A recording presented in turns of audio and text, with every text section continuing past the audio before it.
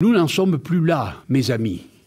Aujourd'hui, le courroux du ciel allumé par nos feux font pleuvoir sur nous un déluge de feu.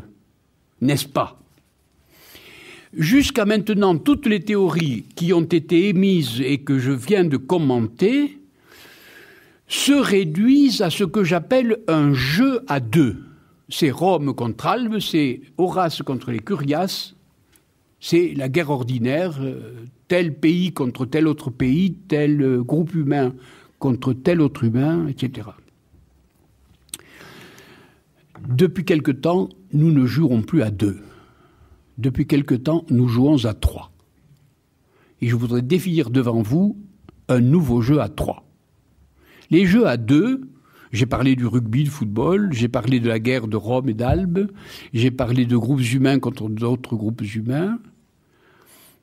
Mais Hegel, par exemple, dit la lutte du maître contre l'esclave.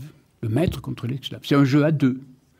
Mais si vous regardez la phénoménologie de l'esprit, où Hegel parle de ça, il ne dit pas où ça a lieu. Il ne dit pas quand ça a lieu. Pas d'unité de temps, pas d'unité d'action, non, il ne dit pas où c'est. Mais Goya, le peintre espagnol, le dit où c'est. Il y a une toile de Goya extraordinaire où deux hommes, à demi nus, se battent à coups de gourdin l'un contre l'autre. Et au lieu de Hegel qui ne dit pas où ça se passe, lui, Goya fait voir où ça se passe. Ça se passe dans des sables mouvants. Et à chaque fois que l'un donne un coup à l'autre, il s'enfonce dans le sable. Et celui qui reçoit le coup s'enfonce encore plus dans le sable. Et on dit qui va gagner, hein? Qui va gagner?